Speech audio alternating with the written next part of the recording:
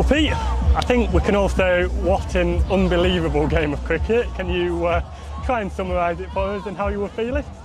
Well, I mean, I've watched a lot of games of cricket, but that's one of the ones I'll never forget. That 66 boundaries, I think it was, in the game. To get a win to start any tournament is fantastic. We didn't get everything right. Certainly with the ball we didn't, which is things for us to work on. But I think we saw at the end of the game how tough a pitch it was to bowl on. So credit to Steve Burks, the groundsman.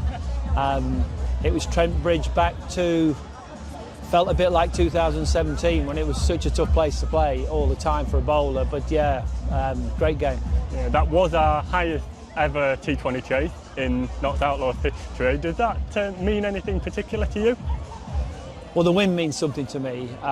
The way Jack Haynes played, the way Joe Clark played out in front, everybody batted really well. I thought Moses actually built a fantastic partnership because he recognised straight away Jack Haynes was playing so well, kept giving it him back. So I think generally the way we went about that run chase, because very difficult when chasing a big score, to not get phased. Always helps when you get off to a good start, which we did. And then everybody kept their heads. And you know, I'm so pleased for Jack Haynes actually. He's had a good season anyway. I thought the way he struck the ball tonight was fantastic. Yeah, tell us a little bit about the decision to open with Lyndon James. Yeah, well, Lyndon's been hitting the ball really well all the way through the winter. We've always known he's got a lot of power, and it feels like he's just taken his game, his one-day game in practice anyway, just to another level. Feels like he's found the rhythm of it, how to be aggressive yet still keep tempo. So it feels like it's his time. He gets a chance now at the top of the order. I thought he played really well tonight, actually. And looked the sort of player, very strong, square the wicket, strong down the ground. So I think for him and Joe together, it looks like a good combination. Yeah, and you mentioned Moses Henriques already, but him and Daniel, what was their influence on tonight's proceedings? Well, I think I said before the start of the game, two calm heads around the group, which I think is really important. I thought Daniel Sams bowled beautifully, actually, Samsy. Early wicket, big wicket of Tom Latham.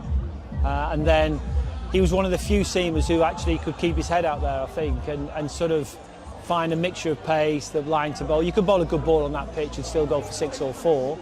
And those fine margins. One thing at Trent Bridge on a good pitch, every run counts, and I thought we valued it all the way through, and eventually we just had enough. Yeah, and then Lancashire at Old Trafford up next. There's no rest for the wicked, as they say. How are we going to prepare for and approach that one tomorrow?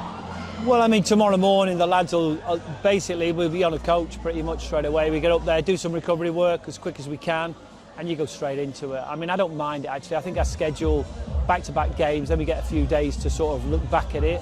Old Trafford's always been a tough place to go play. Slightly different conditions to here, normally bigger square boundaries, so we just have to get our heads around that. But we get a little bit of time on the coach to work that through, and we'll have a crack at Lancs tomorrow.